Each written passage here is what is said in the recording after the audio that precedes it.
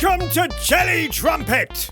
Welcome to Jelly Trumpet, making you more creative. Tips, tricks and ideas for expanding your imagination. What, now? Yes, Mr. B. What's that burning? My hard drive. What? Why? I'm playing an online game and toasting crumpets. We're doing a show, Mr. B. I've just got to a good bit in Elite Dangerous. I'm doing a bit of bounty hunting now. I can do two things at once, you know. 3, Mr. B. Eh? 1, and let me stress this, is the podcast. 2, you're playing Elite Dangerous. And 3, you're making crumpets. Oh, is that Manuka honey? Yes. Oh, okay, carry on. And freshly brewed coffee? Oh, yes, Mr. B. Delightful. Will do. Unless the Elite Dangerous hordes get me. Very well, Mr. B. I'll get the kitchen towel. Moving on.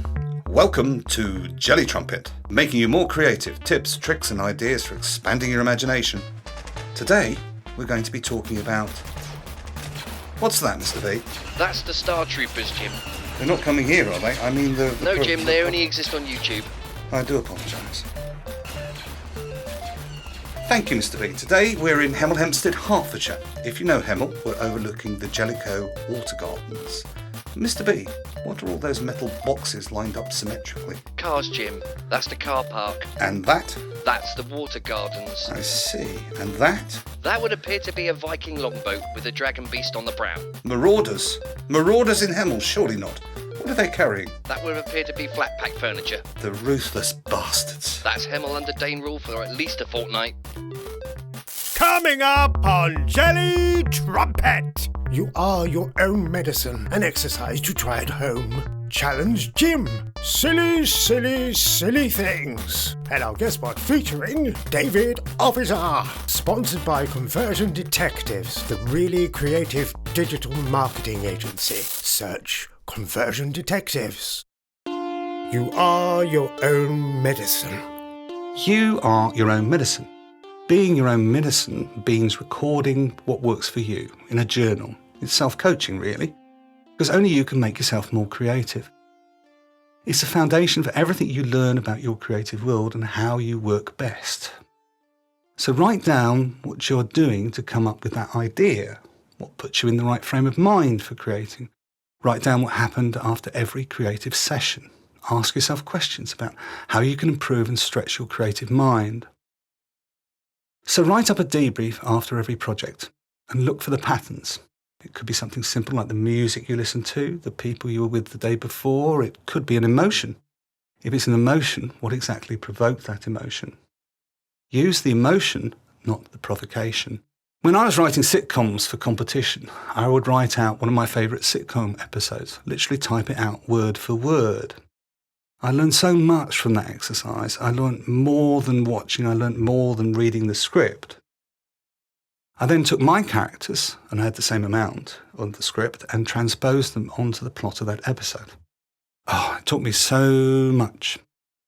I explained this once to a client. I do creative digital marketing, and he said, so reverse engineering. Yes, it works for a lot of creativity. I'm not sure it would work for a painter or a sculptor, but anyone creating scripts or copy is going to learn a lot.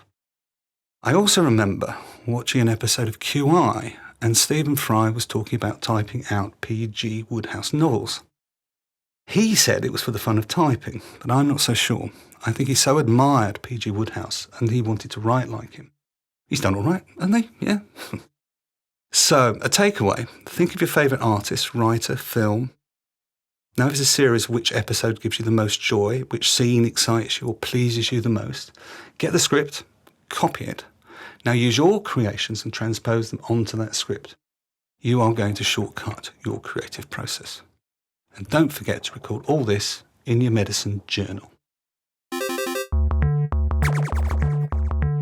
Once more, like herpes, you return to this series wondering how to ruin someone's day. Because a human dumpster fire that you are, you're never satisfied until you consume the gas station and a few apartment buildings nearby.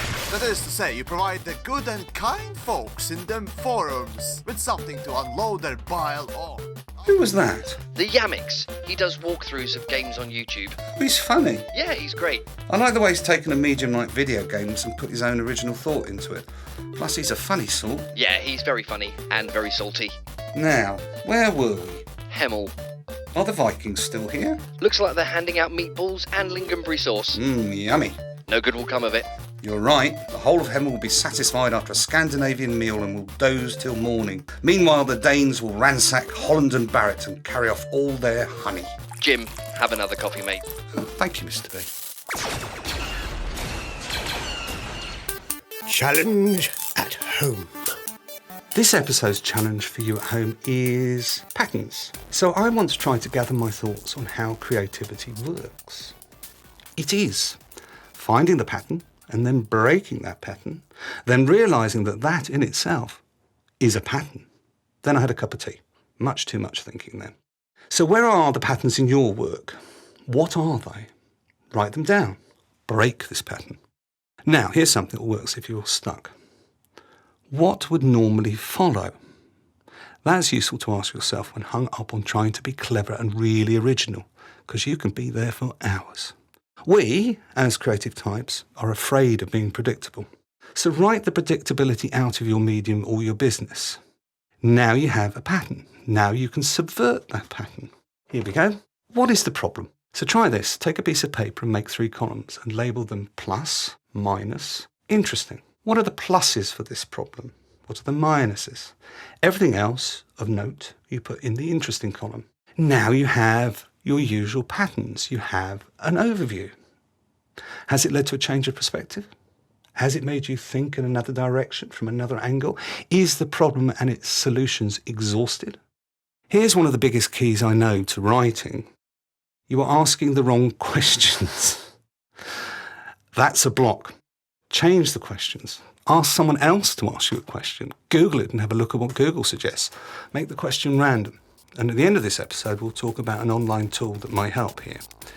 So takeaway, if you're in a rut, change the question.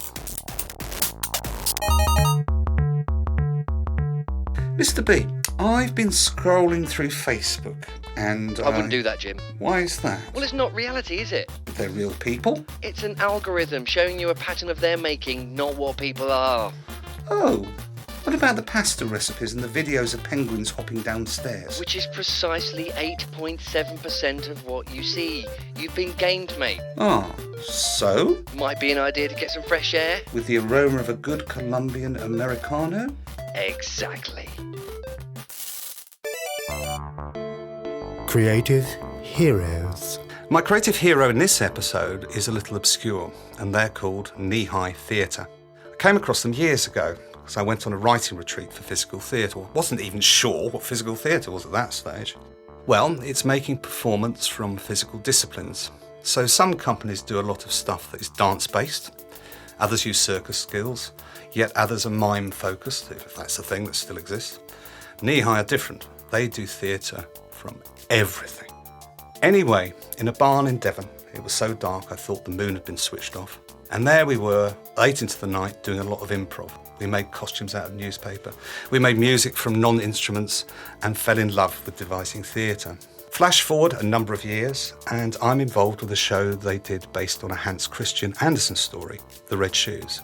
And I did this at the Barn Theatre in Welwyn Garden City. It's very rare for Kneehigh to let anyone do their work, so we were quite honoured. So in The Red Shoes, I was a small cog, a storyteller and a butcher. Everyone sang, danced, played a musical instrument. It was such a thrill to be in such a piece. Wonderful people on stage and off stage were involved to make something truly original. The show was directed by Lou Wallace, a drama teacher by day, a theatre director extraordinaire at all other times. And I took my daughter to see the show, and she said 3 things about it. Number 1, it was awesome. Number 2, it was better than Cats. And number 3, it was like being in a film. When you create theatre that brings a 16-year-old into the piece, you've created something very special. So if you ever get a chance to see Kneehigh, go and immerse yourself in something akin to a gig clown theatre rave world.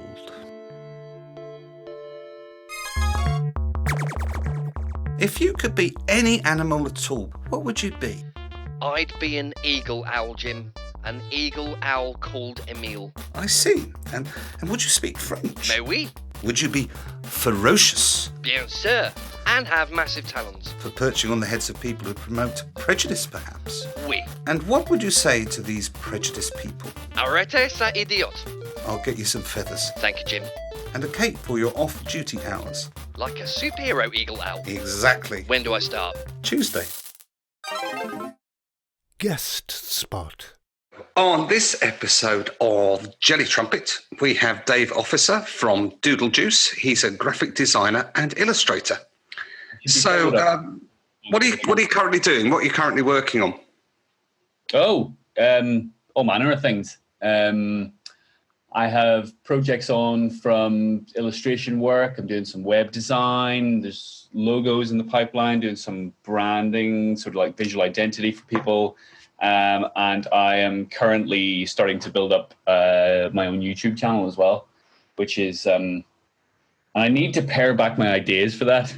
Right. Because I'm having ideas that are long-winded and taking a lot of time to put together. So I need to calm that down in order to, be able to still work and stuff.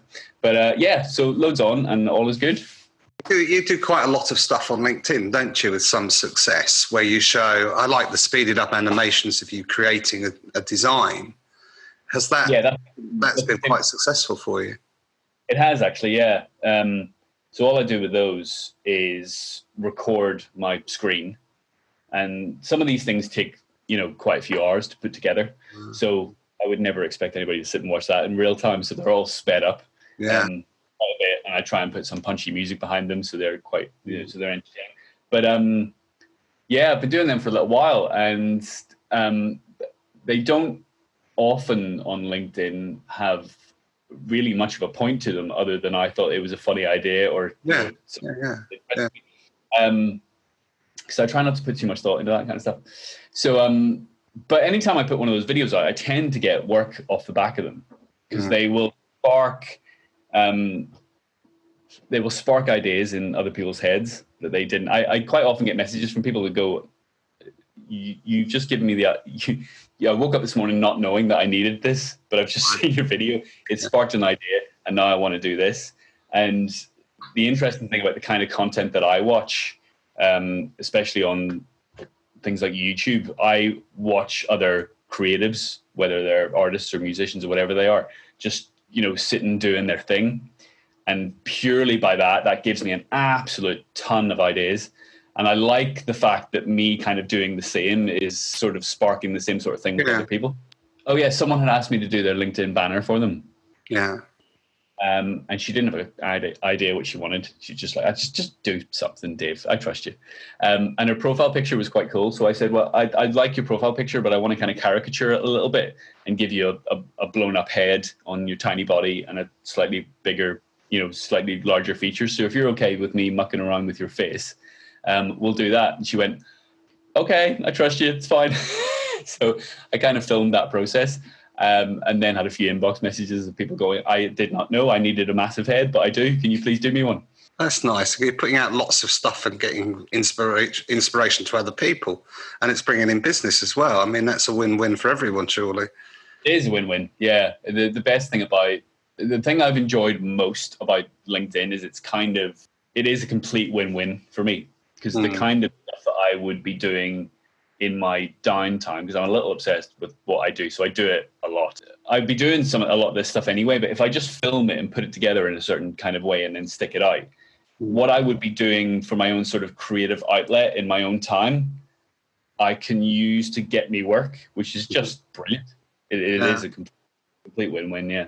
Yeah, that's excellent. What's the proudest you've ever been of one of your ideas?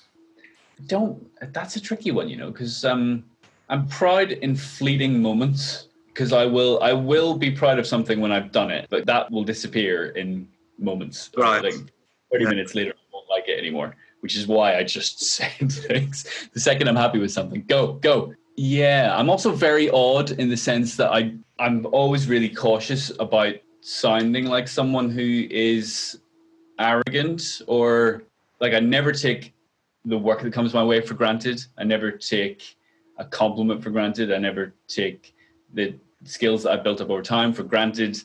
So I don't think pride is something I tend to feel. Right. Weird. And saying it sounds a little sad. Yeah, that's you.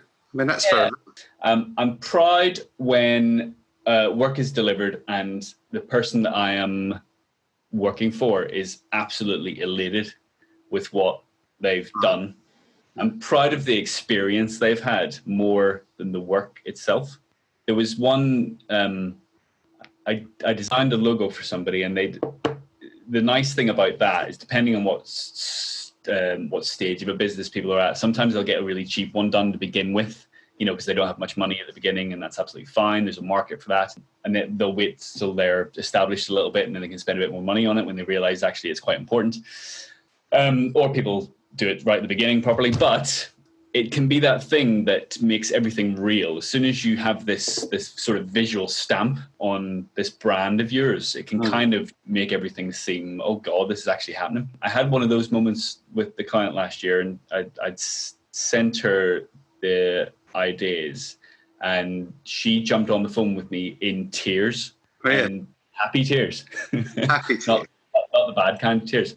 But she was just overcome with emotion when she saw something, and it immediately hit her as that is absolutely perfect for it's exactly what I wanted. Yeah. And now I can take this and start my business. And that kicked off a whole load of emotions with it that just poured out. She jumped on the phone immediately just to say thank you.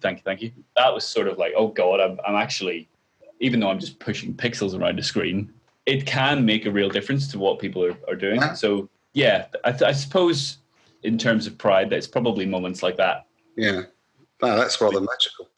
What's the earliest memory you have of doing something that was creative?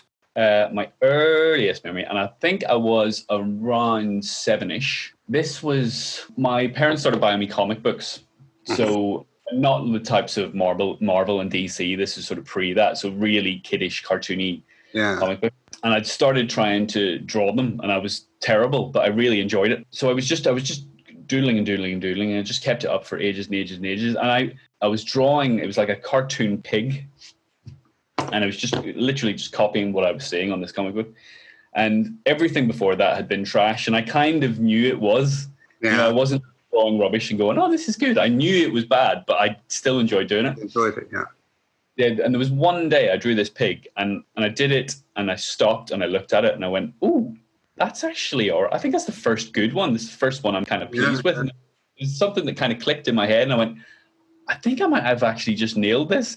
Now, I wasn't arrogant enough to think that I'd completely nailed how to draw, but I knew I'd got over the point of not understanding how general proportions worked and how to make something that I'd seen translate onto my own piece of paper. It still wasn't amazing, obviously, but it's something that just clicked.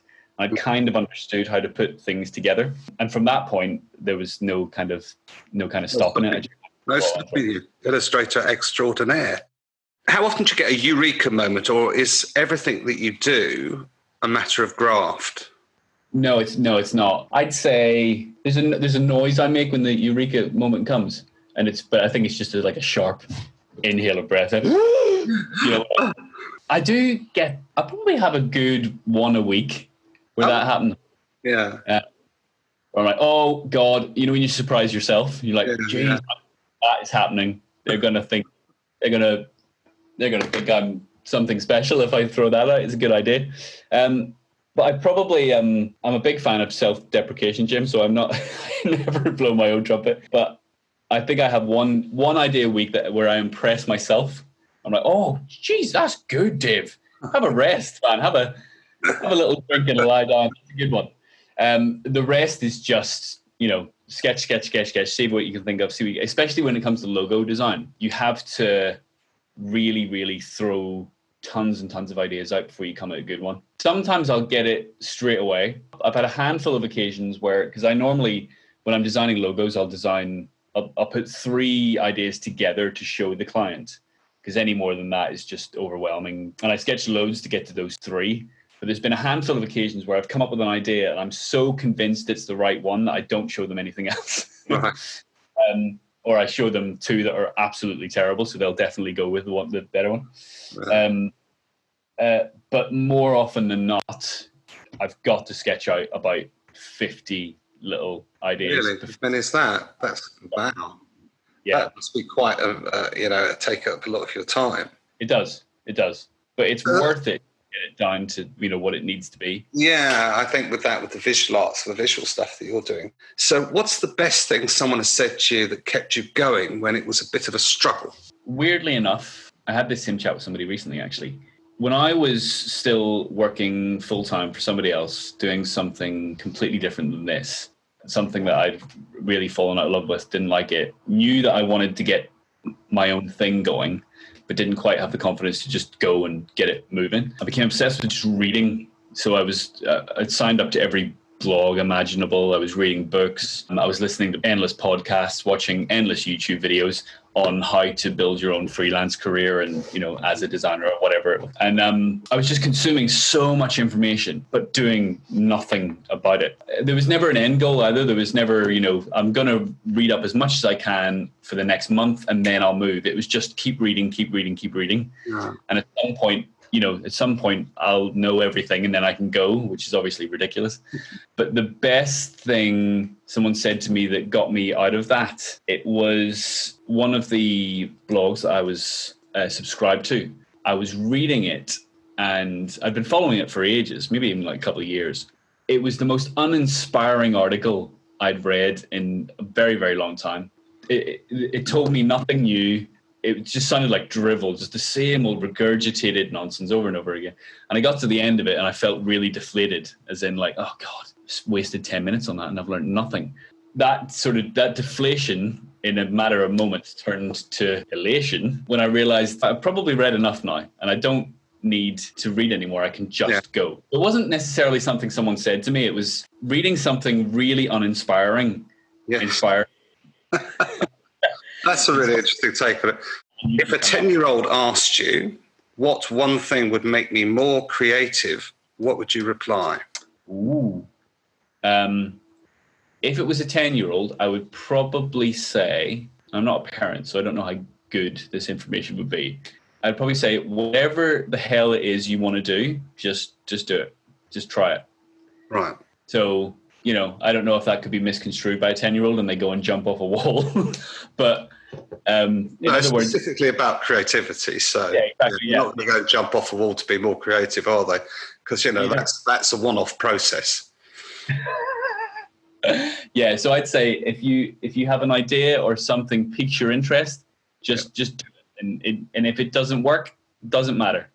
It really doesn't matter. You just got to try these things. And if you figure out you don't like it or you weren't any good at it, then it's fine. Move on to the next thing. Try as many things as you can.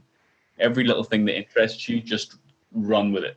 I like that. As a parent, I like that as well. So how can a listener get in touch with you? So there are many ways via the worldwide interwebs. LinkedIn is obviously a place I hang out a lot. I'm on there as Dave Officer. And my website is doodlejuice.co.uk. You can message me through there or directly on the old emails, which is just hello@doodlejuice.co.uk. I'm on YouTube as Doodlejuice and Instagram as Doodlejuice. Doodlejuice, just Doodlejuice. You'll find me. That's just a great name. Oh, right. Right, Dave Officer from Doodlejuice, graphic designer and illustrator extraordinaire. Thank you very much for your time. You're very welcome, Jim. And now... What are you doing, Jim? I was having a silent laugh. What about? Richard Iowadi. Any particular reason? Not really. He just came into my mind, sitting here saying nothing, just observing. That would be good. Or Craig Charles. What would they make of this podcast, do you think? Well... Would they laugh? Well... Would they buy us a drink? Well... Invite us out to meet famous people? We don't do this for fame, Jim. Oh, that's right, Mr. B. We do this for... Fun! Challenge Jim! In this episode's Challenge Jim, you'll like this one. We want a short poem. Poem? Yes, a short poem about the most excited you have ever been. And you have 1 minute starting now. Well, I'll have to think about that. Let's think. We got 1 minute. I've got... Right. 55 seconds. Butterflies and Goliath attempt my breath. It's not really exciting, is it? Yeah, hold on. Heart strung like a fence. A moment not gripped. Stillness. Then the rhino came. His name was Geoffrey. So good, they named him thrice. 25 seconds. Geoffrey snorted something bad. I'm not feeling the excitement, Jim. Geoffrey went into manic breakdown. His heart a 10 flutter, seconds. his breath all strong. I felt 5, my knees 4, buckle 3, 2, like a tree in a storm. And that is the first time I was ever in an adult bookshop.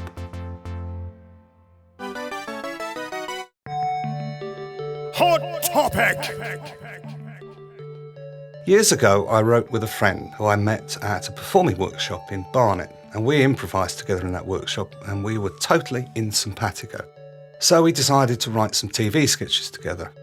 Or he'd write his and I wrote mine. Then we'd meet up and critique one another's work, and it went well for some time. I loved this guy. He was an extremely talented actor, as well as being a teacher, a dad, and a husband. And we'd choose sketch ideas with a penguin. So what we'd do is we'd lay out pieces of paper with the ideas on and then throw a small toy penguin amongst them. The piece of paper nearest where the beak landed was the one we would work on. And one day, I had to stop working with him. Our work was diverging. I wanted to keep my surreal spinning of words, ideas and images for myself, a selfish act. I did it again shortly after that. Someone was starting a group to write sitcoms. I walked into the pub and I froze. I thought I was just shy, but later when I was waiting at the train station, I thought, yeah, it's partly not having confidence in my ability, but more than that, it was not wanting to water down what I create.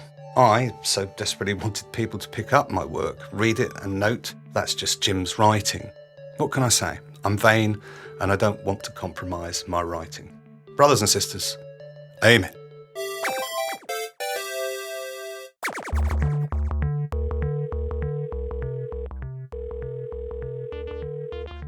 Go ahead, caller. It's Mr. Trout, everyone. Nice to hear from you again, Mr. Trout. I wanted to ask you about the use of creativity in any walk of life. I see. Should we be teaching creativity as a subject in school? Go on. Thank you, Mr. Trout. He's a bit old school, lovely fella, wears a trilby at all times, even in bed or when he's presenting on Radio 4. I know him. He has a fish stall in Watford Market as well. That's the fella. Now, where were we? List of the week! Now, you can't beat a great list. I think this one is from the IMDb, and it's 10 movies with a twist. At number 1, The Usual Suspects. Loved it. Something unworldly in the subtext. Number 2, Donnie Darko. Loved the music. No idea what was going on. Number 3, Chinatown. An oldie, but a goodie. Is it still shocking? Number 4, Fight Club. Up its own, well, we won't go there. Number 5, Black Swan. Seriously disliked everyone in that movie. Number 6, The Prestige. Another one that just plain annoyed me. And number 7, The Wicker Man, the original one, utterly superb. Number 8, The Village, saw that coming a mile off. Neat idea though. And number 9, Who Framed Roger Rabbit, wonderfully offbeat. And then at number 10, Planet of the Apes, the original. Did not see that coming. There are so many more, so build your own list. Is there a pattern? Can you break that pattern? Further thinking spot. Answer the public. This is a website, a tool. It's really for digital marketeers. So you type in a phrase and it comes back with different types of questions. You can get a lot of ideas from the free version. It does also return a lot of rubbish, but you can just wade through that. The first thing it does is return a visualization, which is like a wheel of questions. You might get some questions that set you off in another direction. You can also download a file and go down a list, picking out the interesting ideas. It is valuable, but useful to give you a jolt from another direction. So that's answerthepublic.com. Join us in further episodes and be more creative. Pick up tips and tricks you can put into play instantly. Try exercises to boost your imagination. Listen to creative guests and a whole lot of what we call fun. Thank you for listening.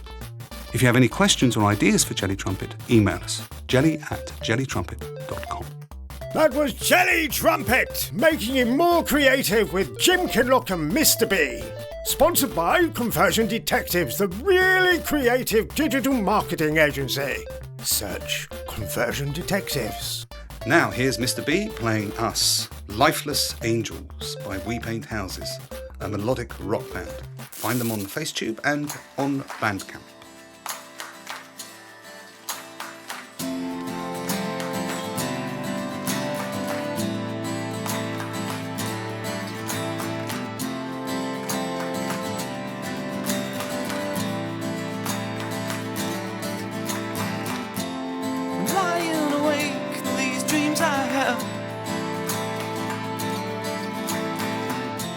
Circling on who I am. I'm on my knees, I pray to you. Oh, sweet Lord, now help me through. Darkness falls around my ears. Rain is falling.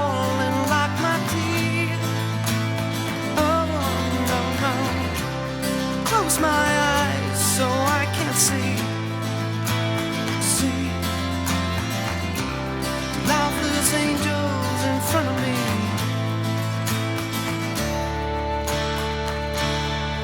Just can't be the one to see. Just can't be, and it's happening to me. Just can't be.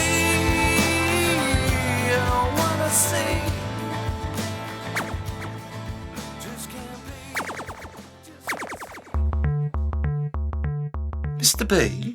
Yes, Mr. Jim. If I was a movie with a twist, which movie would I be? Madagascar 3. What? Why? There's no twist in Madagascar 3. Well, they're talking animals, Jim. I didn't see that coming, and...